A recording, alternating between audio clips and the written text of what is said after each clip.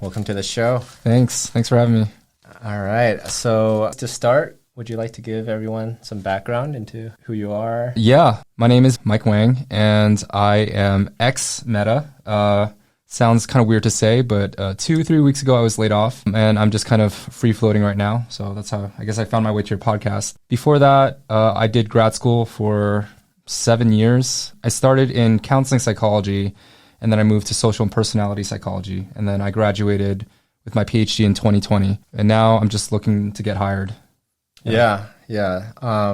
That's a very, I read your post. At the time, we didn't have too many conversations, but I read that post and the first thing I thought was like, dang, this guy can write. Because, getting laid off, that's, no simple matter. The amount of emotions that you must have felt and a lot of your colleagues, I just can't imagine like people with PhDs being so good at what they do in mass, just not having access to their projects anymore.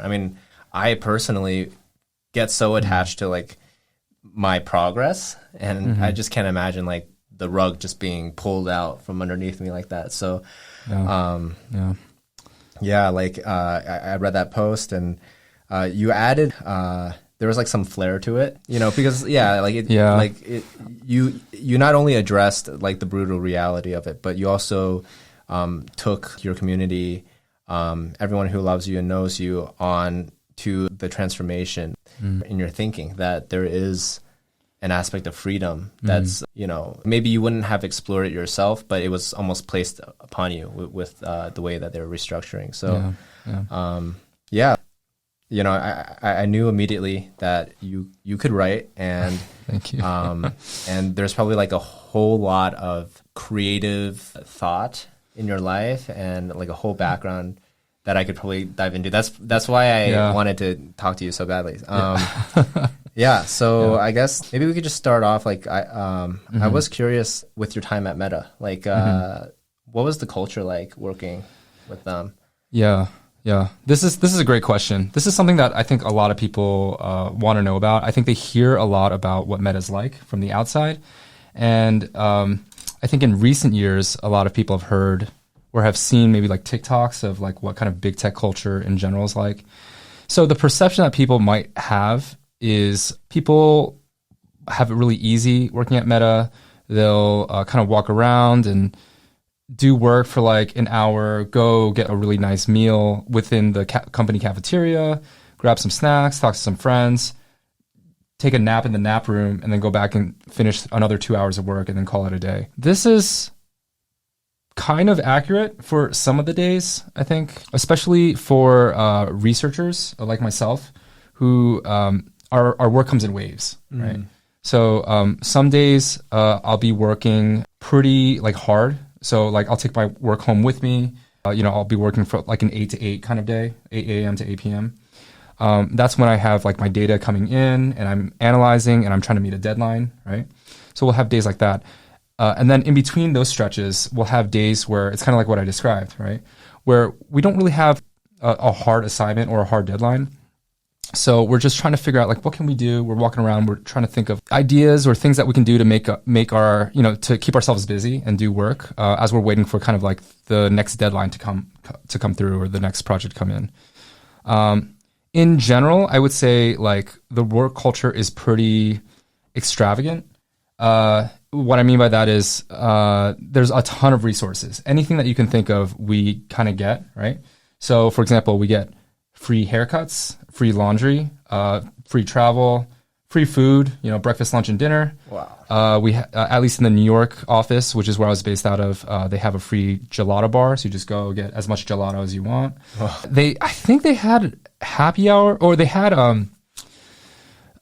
they had a bookshelf where you would open it and behind it would be a speakeasy, right? So like on Thursdays, we get like, we could drink and have fun, and all that is good. But I think the best part of working at Meta was all of my coworkers were super, super freaking smart.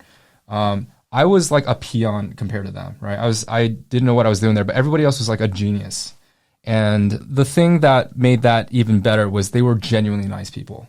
I think that was probably the hardest part about being let go was I didn't know when I was going to see my coworkers, who I considered very good friends. I didn't know when I was going to see them again or in any kind of context. And these were people I genuinely liked. So the culture was really good. I don't know how common that is, but I had a really good time working at Meta. Wow. Yeah.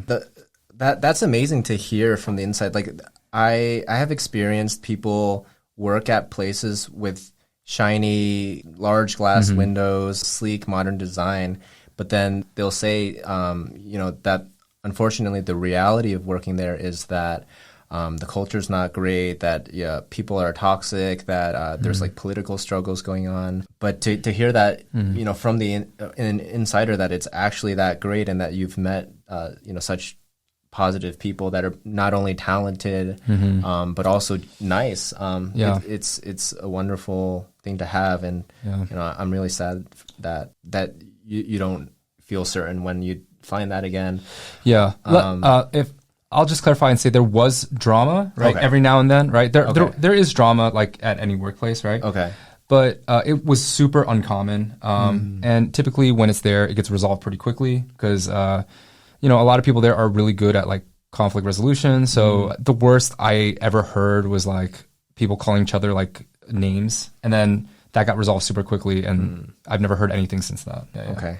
So it seems like everybody almost has a sense of importance to relationships. Like if there is some kind of beef going on between people, people have placed importance to resolve that, to have maybe even difficult conversations, to get that out of the way so that they can just completely put their focus on work. Yeah. For the most part, I think that's what it was. I think that there was like an air of professionalism, right? Everyone for the most part was very, very professional. Yeah. I think it was, I don't know how common that is, but it made the work environment enjoyable. Some people dread going to the office. At least when I was in New York, I loved going to the office, not just for the amenities that were offered, but really it was just a pleasure to be around people. Like people were genuinely fun to be around and work with. Yeah. Wow. So the phrase golden handcuffs really doesn't apply to you, even though there's, all these perks. It's also just like, it was, the people were pleasant. The work culture was pleasant. Yeah. But I will say that the one thing that kind of makes me happy to kind of close this chapter is, I was researching things, or I was applying my skill set to things that I didn't really care about. So maybe there's something that we can dive into. I was doing work on ads and advertisements, and specifically on the buttons on ads that you use to like control your experience. So, I was doing research on like the hide ad button. It's the button in the top right where you click on it and it hides the ad. Oh, okay. And then like there's another button that says report ad. I was working on that, right? Okay. And I just didn't care. Like as nice as the people were, as many perks as there were, I just didn't care. And from this experience, this is my first job out of grad school, I realized like two things about like what I care about in work, right? The first thing is I don't really care that much about money as much as I thought I did. I think after a certain amount is okay, but I don't need like 200K to do like a job like this, And the second thing is if I'm not working on things that I'm invested in or I personally care about, the quality of my work is just kind of like meh, And the second thing is it becomes like a drag to even come to work despite having all those perks, right? Like free gelato every day and amazing coworkers is not going to make up for the fact that I'm getting people to click on a button to hide their ads, and I'm putting because so much time goes towards that one. Yeah, and I'm putting all my brain power into this like mindless thing, Oh, wow. Yeah. Okay. Yeah, that's kind of interesting because I have heard very successful YouTubers say that this actually came from a channel called Charisma on Command. Yeah. So the guy was saying like, and that's a very successful channel, right? Yeah. But he was saying that the success and the money got to a point where he realized that there was this split between business and art. Yeah. And he was really good at business, but what he wanted to do after a while was art. Yeah. So business is like, he defines it as like, it's for other people, like it meets a need that other people have. And then art is like for him to express himself. Yeah. And I guess like even with this podcast, it's a way for me to explore the world reality, which I am sorely lacking because my job is so specific. Similar to you, I spend a lot of hours on very specific things, but I'm aware that it's very profitable for the company that I work at, and it's very valuable to our patients. Right. But at the same time, I don't feel like there's too much like artistic expression in that. So then I try to express myself through my hobbies, and this is like become the main one. Yeah. So I guess my question is, in your current life's stage, how much art do you think is reasonable to expect from your job? Because we all know the story of like the starving artist. Yeah. You know, like well, just the story of the starving artist. Say no more. I know the all the artists that are starving are like, that's me. I think I'm fortunate enough to have a skill set where, like, for me, my research is the art, right? So I just need to apply it to something that is like ideally, and I really like that analogy of like being good at business or being good at art, right? Ideally, you would have like a job where it's 100% both, right? So it's like for the people who are like consuming whatever it is that you're working on, as well as like for you to get like fulfillment out of what you're doing.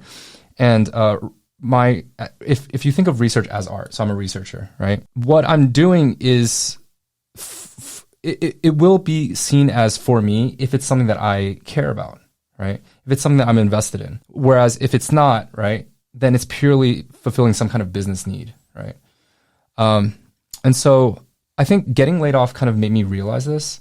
And I realized, I can, I kind of wrote about this in my post. Like, I can apply to anything and actually pursue something that, like, I don't have to settle for not having something that's really fulfilling to me, right? I don't want to look back in 30 years and see that I dragged my feet through a career that I just, like, didn't really care about. So this kind of opened my eyes and kind of, like, opened my mind to, like, thinking, okay, let's start here. What do you care about, right? And then just like work your way towards that, right? Even if it's not the first job out the gate, right? Like work your way towards that. And then eventually, because your skill set is what it is, right? Research is valuable. It's valuable in UX. It's valuable to product and a wide variety of sectors. But once you can work your way to something that you really care about, then I just can't see how you wouldn't have a fulfilling career, because then it becomes like 100% business and 100% art. So for me, these past couple of weeks, I've been just trying to figure out, and I'd love to get your thoughts on this too. For me, like, what do I care about? Like, what is something that I would love to work 20, 30 years on, you know? Yeah. Okay. Honestly, like my position on that right now is I kind of see myself as like just very basic in that my job, like at the end of the day, it's a job. I'm paid for a service and I deliver that service like as high quality and as efficiently as I can. Yeah. But it's like a grind. And to people who don't know what I do, like my job looks sexy because I'm just I'm in healthcare, but I don't see patients, so I don't get burnt out from like the patient interactions. That's like, pretty sexy. Like, but at the same time, to me, like it will feel like a grind. But I've kind of surrendered to that for the time being, because I'm just so appreciative of like what I have. I think that over the past year and a half, like I've really come down from this like lofty, like almost like fictional kind of aspiration, and I've come down to just like reality. Like I have a great job. I'm very blessed to be around people who value relationships. And because I've, in terms of work culture, like I have tried to influence work culture, but I have realized that like my capabilities are pretty limited, and there's only so much that I can change. I almost see it as like an aura around me and like my interactions with certain people.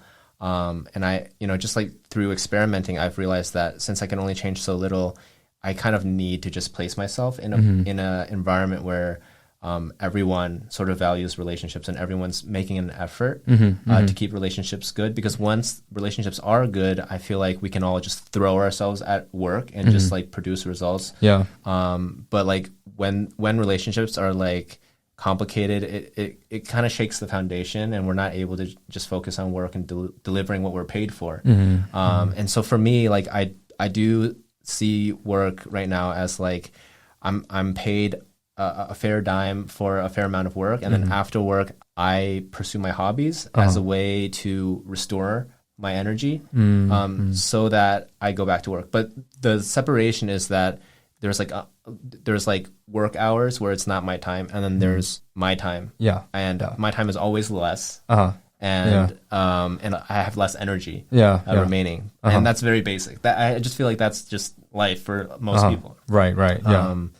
Yeah. So I guess that's like where I stand. I will say that after I started this podcast, I've noticed that podcasting is very taxing on me. At first, I thought I felt like so energized once I got to do a podcast, and I still do.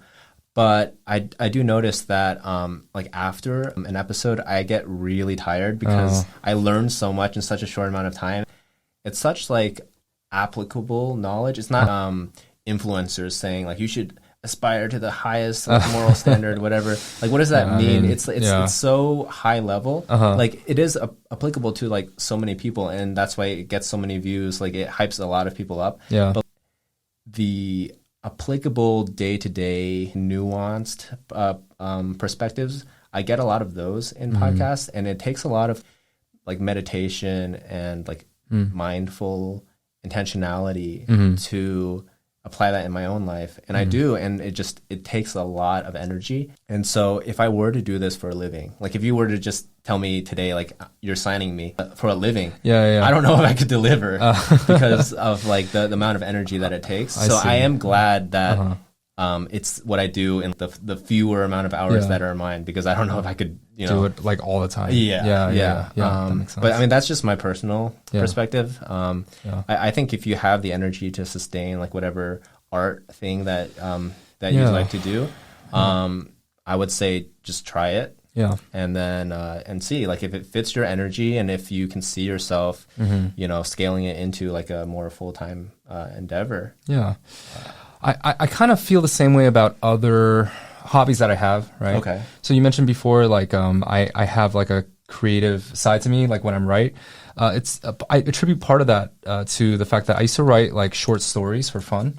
I had a bunch of them that were lost due to Facebook notes being deprecated, but I had one that survived. I still have, and every time I write a story, it takes me weeks to finish it for not even that much content, right? Like not that long. But then once I finish it, I need to like sit and reflect and think about life for like another several weeks, because it takes so much out of me, right? And so in a way I can kind of relate, because the thing that you really like to do and you're like really passionate about, not everything, but like some of those things, right? It's hard. It's really hard to just do all the time. And I always wonder to myself, like, how do people who write stories for a living, how do they just keep up that energy as their primary job? I don't know. Like the Stephen Kings of the world. And he writes like huge books. I mean, more power to him, but it just takes so much out of me just to write even like a couple paragraphs. I think experimentation is probably your best bet for that. I was gonna ask, you mentioned you yourself like to write, and as a writer, you have to also consume a lot of fruits of other people's labor to kind of get inspiration. And we talked about the horror genre, horror stories. Yes, we did. So I also really like horror. I love like 1984, like dystopian. There's something about, so lovers, right? Lovers in a room together. It's this safe space. You are, on your own. That's like the most intimate experience that anyone could ever have. Right. And then to imagine that, like, let's say this was a painting. To imagine that there's this painting right here where the government was behind it and like spying on you guys as you made love or like share your deepest traumas. That is so deeply disturbing. Right?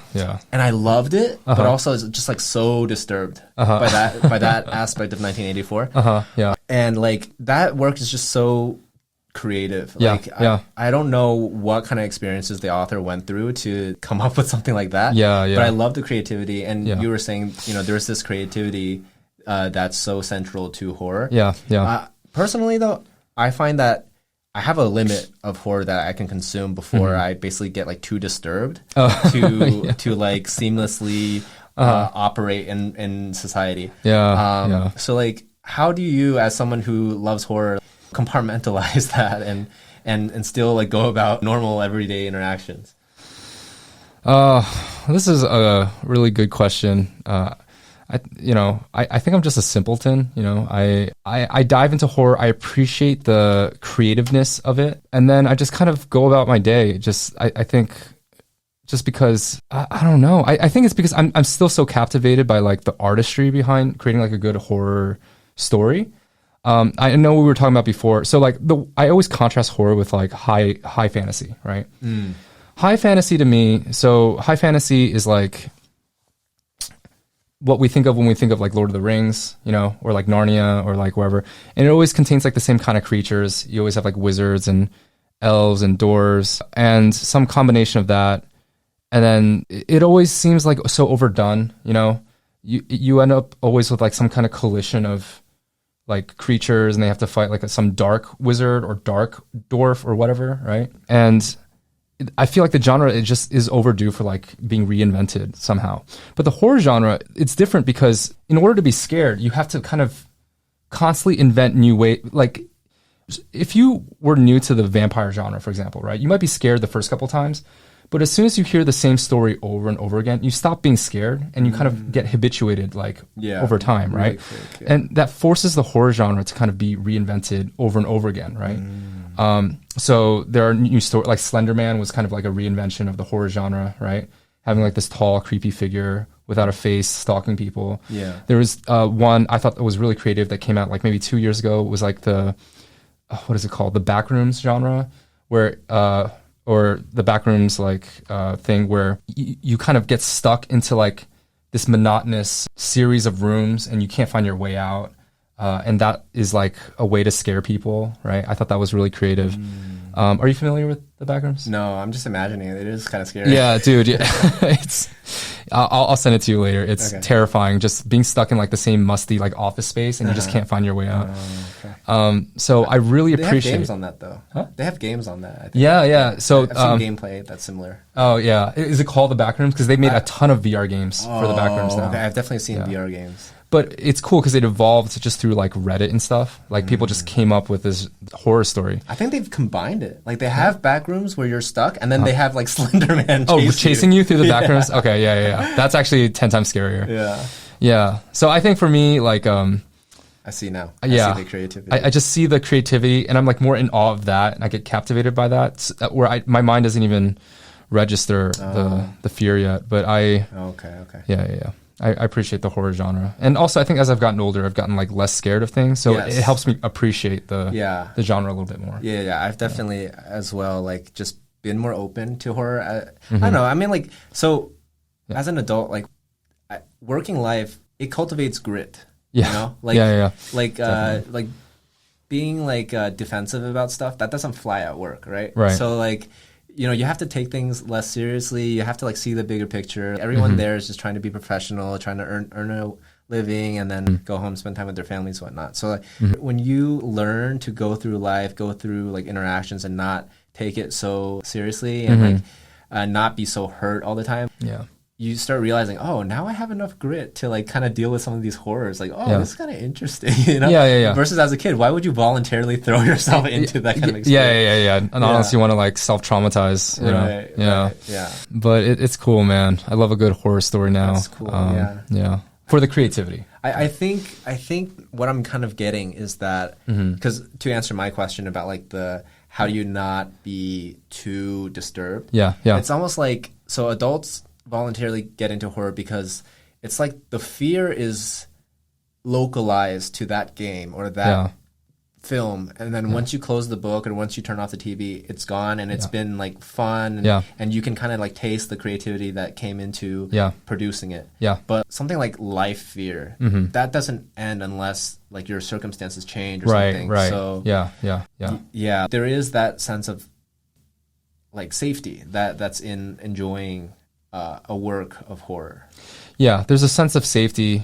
There's a sense of just like enjoyment You know, Yeah. you enjoy it. You kind of learn to enjoy the fear a little bit. It's kind of like, why do people seek out ghost tours or haunted houses and stuff like that? They kind of like it becomes enjoyable after a little while. Okay. And I think one thing I realized after watching a series of horror films in my 20s, I just came to realize that like helped me kind of get over my fear is two things. If there were actually like ghosts out there, like, you know, from the dead, you know, whatever. The first thing is someone who just died, right? And now they're existing as a ghost. Why would they immediately become like a psychopath and like just want to kill everything?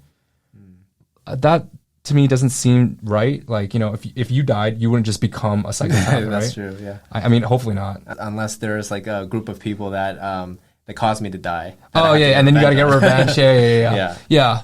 But if a group of people caused me to die and I came back as a ghost, I wouldn't want to kill them. I would just want to be like, hey, why'd you do that, you guys, man? yeah, what? Yeah, I'd be like, I'm just gonna you guys are dicks. Yeah. Yeah. So that was my first realization. And then the second realization I had was if a ghost did actually kill me, say it was like a psychopath and then he died and wanted to kill me. If he killed me, wouldn't then I become a ghost? And then wouldn't I be able to get my revenge in the afterlife? ghost? Yeah. I'd take his true. ass I for never like thought all of eternity. Yeah, I never thought of ghost revenge. That's interesting. Yeah. Huh. And so just realizing those two things where like if I became a ghost, that'd be kind of cool. And then second thing is like they're not all bad, I don't think. Yeah. That really kind of pushed me over the edge. And then I just started to enjoy horror after that. Yeah. Gotcha. So when there's so much good content out there, Yeah. horror stories or just all this stuff on social media, what makes you want to still create if there's already so much? I think any creator might say this, but it's just for the enjoyment of creation, right? Like the process. Yeah, the process, like we create not to distinguish ourselves from all the other creators, but just simply because we like doing the thing, right? Oh, okay. Yeah, like I write short stories because I just like the process. I like getting all my thoughts on paper and seeing what world emerges from that. And if people can make a career out of it, then that's great. But I always feel bad for people that have to do that because if they ever lose their enjoyment for it and stuck in, then they're stuck like grinding the doing wheel. it. Yeah. So they're doing something that they don't actually enjoy, and that Yeah. I just always feel so bad about that. Yeah. So yeah, but I mean, same question to you, right? Like, this is kind of creative, you know? Yeah. How do you distinguish yourself, or does it matter? I mean, well, I asked the question almost from a place of insecurity because sometimes I do get the doubts, like especially when I go on long periods of not making stuff. It's because I'm just like, I don't want to produce too frequently where I'm compromising the originality of what I'm doing. Yeah. And that also goes into why I don't think I could do it for a career because I would be compromising. I don't get novel ideas like frequently enough that I'm guaranteeing a great episode every week. Yeah. But if I'm releasing, based on my emotions, which is the last one, it had to be like a couple months ago now. Oh wow. If I can take hiatuses like that, then I can, create nice stuff. So that's kind of why I asked, but I didn't really think about just enjoying the process. I was more fixated on, why create if there's already been something done? Yeah, if I wrote a horror story, and it was about a creature with like fangs and sucked blood and stuff like that, and then I realized I was just writing about like vampires or Dracula, I would be like, oh, what the, like, why did I do this, right? Dude, like, wait, I'm actually thinking now, like, so before I never understood why art costed so much, but now I'm thinking like, if you want to make art more efficient, doesn't it make sense if you don't pay artists like, okay, this is gonna sound super bad. No, go for it. That are listening, because this is a hot take, but like, you don't want to reward people for churning out elves and orcs or whatnot, or just like horrors that people are already habituated at. You want to reward people to make novel things in art, right? Yeah. So then, and assuming that genuinely novel things in art don't come out that often, then wouldn't you want to like reward people in huge amounts when they actually make something novel versus Yeah. like rewarding them to compromise their own integrity as an artist by just turning out elves and orcs and stuff that's already been done. I mean, no, this is a really great point. And I guess some people might see it like, oh, they're artists who come up with something really original and really amazing, get rewarded by the market, right? Because the market has a market has a propensity towards novel things, new things, right? Okay. Yeah. But there are people that reinvent the wheel, like with elves and orcs and stuff, and still get rewarded, right? With like lots of money, because their talent maybe wasn't in, or what they hit upon wasn't in the fact that they created something new, which they kind of didn't, right? But they just reinvented it in a new adventure, right? And maybe they're a good storyteller. So there's that aspect, right? That they told the story in a different way, and that's what they're being rewarded for. If it was good. Interesting. Yeah. I've actually also taken that perspective. Yeah. In just like this whole podcasting journey, is that I noticed that I'm kind of like a joke stealer in a sense. Like, like I'll find an original joke in one setting, and then I'll say it to people who've never heard that joke, and then to them it's like a novel thing. But then if you do that enough, where you're basically like an encyclopedia of jokes, then you can almost like start finding originality where you like tweak something. A little bit. Yeah, I forget who said this, but somebody said that like great art is never truly original, but it's just a kind of like a rehashing or a mashing up of like different pieces that you've picked up along the way in some new configuration. Yeah, I've definitely heard that. Okay, maybe that's just the level. I'd love to hear some of your jokes that you've picked up maybe after this. Yeah, I think kind of like back to what you were saying, I think it's hard to reinvent the genre, right? It's really, really hard. That's why maybe it doesn't happen as often in fields that have, or in areas that have been so overdone, you know? Yeah. But when it does happen and it's done really well, I would like to think that artists like that really get rewarded, you know? Like J.K. Rowling had a really fresh spin on like wizards and whatever, right? Yeah. Going to school, she built a whole world around it. And I don't even know like what's new out there anymore. But yeah, good art, I think, always tells a really compelling story. And so there's always some kind of aspect of storytelling in it. Yeah.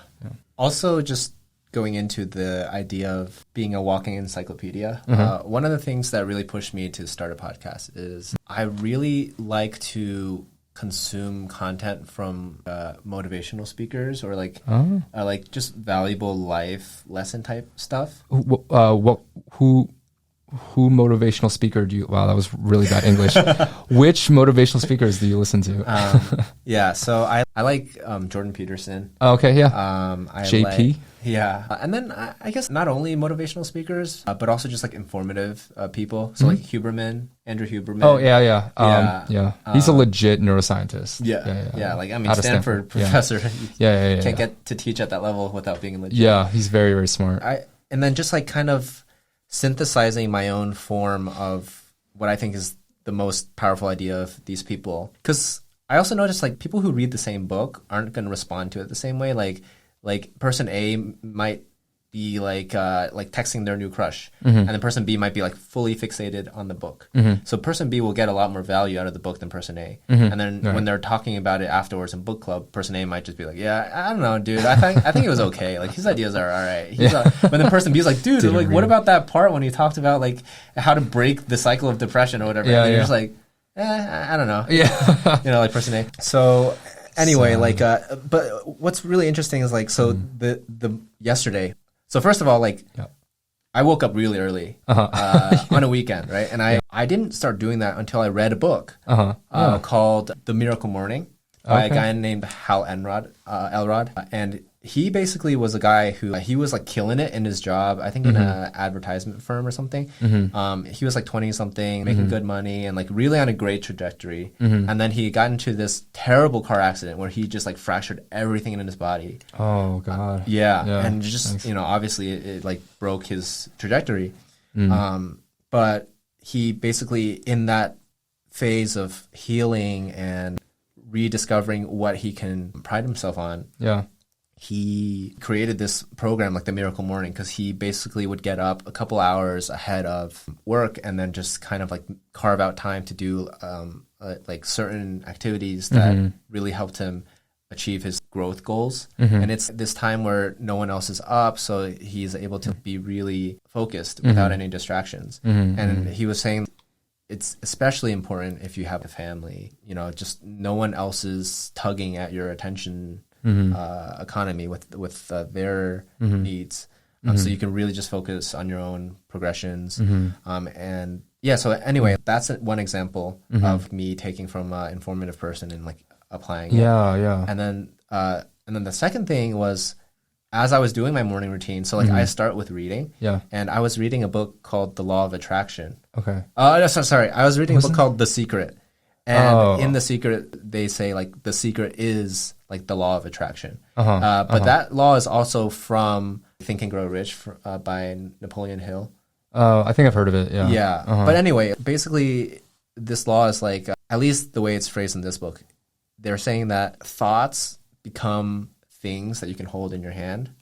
If you're thinking about something a lot, it's almost like the universe has a way of rewarding you with that. And you know, it's like it's kind of like a biblical idea. That, you know, the Bible is like ask and you shall receive. But it's like, you know, when you devote a lot of your attention and your energy on something, sometimes the universe has a way of like making that happen. And so how this happened yesterday was literally I was reading this law of attraction and I was just thinking like Mike Wang seems like a pretty interesting dude, and he's like staying over our place. I'm okay. And I haven't really said anything to him.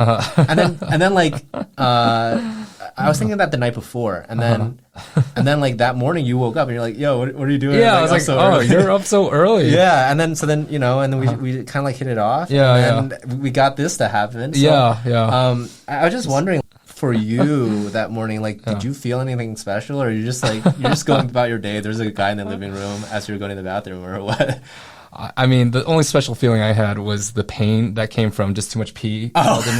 And I have to just go pee. Yeah. Okay, so it's, But you're right in the sense that like the universe just brings together moments like that just serendipitously, and like when you least expect it, like things like this come about. So, right. Yeah. That's so interesting. Which is really nice. Yeah. But I really like that quote that you just said, which was thoughts tend to become things in your hand, right? Yeah. I'd like to think that like that's how like inventors, like I have a friend who he tries to invent things, right? And he's always thinking about like putting together something that the world needs or something like that, right? And so quite literally, like you think about something so intensely, right? That it starts to become a desire, and it starts to become a thing that you want to happen, right? Yeah. And it pushes you to actually make it a reality in the world, right? Yeah. And I think that's such a beautiful thing where it starts as a thought, right? And it ends up as like a reality, like a real thing. Yeah. Quite literally, that's how people get their career starts. Like, oh, what if I was like a doctor, or like, oh, what if I was like did a podcast, right? Yeah. And then it just kind of happens. Yeah. But everything that you see around you at one point started out as a thought, kind of, right? Yeah. It's not like these things just instantly like fall together, Right. Yeah. Right. Yeah. But yeah. Okay. Well, I have like so many other topics that I want to talk about. But we are kind of coming close on time, and you have people that you need to see. Yeah. Because you're visiting. So that's right. Just I guess we'll have to get into this next time. Yeah. But you're a doctor of philosophy. Yep. Of psychology, and you have experience in social effectiveness. That's right. And I really want to get into that in the future. So it'd be great to. I would love to get into it. Again. Yeah. So just, I guess we could close with a word of advice from you as someone who has studied this for a very long time. Just like, does anything come off the top of your mind? Actually, here, how about this? Yeah. Just getting your opinion on it. If people let's make it more personal. Okay. If I if I recognize certain strengths in myself, yes, and certain weaknesses in myself, okay, what's your opinion? Like, should I? Oh, and I only have, let's say, after work on Thursday night, I only have an hour to like really focus and do deep work on one thing. I can either choose to push my edge in my strengths or improve my weaknesses. What would you recommend to like improve at social effectiveness? Oh, yeah. Okay. Well, it depends on what the weakness or strength is. Because if the weakness is something really bad, like you just, you cuss out everyone, you have anger management issues, I would definitely say like work on that. Right? But over like pushing a strength, like don't take that debilitating weakness. Yeah, because that might be too debilitating, right?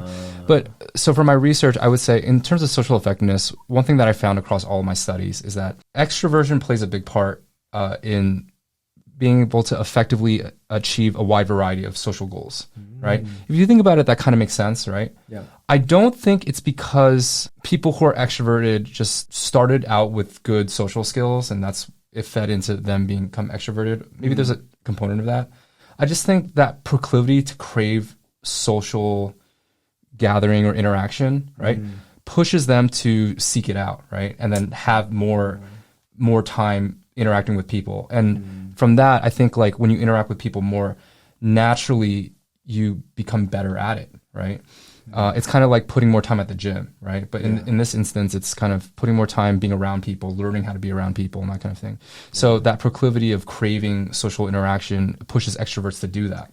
So my advice to people who want to do that is to, in any kind of way, right? Either like one-on-ones or like just going to some place and just being around people, to up their frequency of being around people and not just sitting around people, but like pushing themselves to actually interact with people. Because ultimately, I think that's what they want. They want to get better at the interaction part. Wow. Okay. Yeah. Great. So yeah, thanks for that advice. And I really hope we get to record again. This is so fun. I'll be back down. Or if you want to come back up to New York, we can do a podcast and eat pizza at the same time. Okay. So, awesome. Yeah. I'm going to take you up on that. Yeah. I know some good places. Okay. Yeah. But, all right. Well, that's a wrap for today. Yeah. Thank you so much, sir. Yeah. Thank you.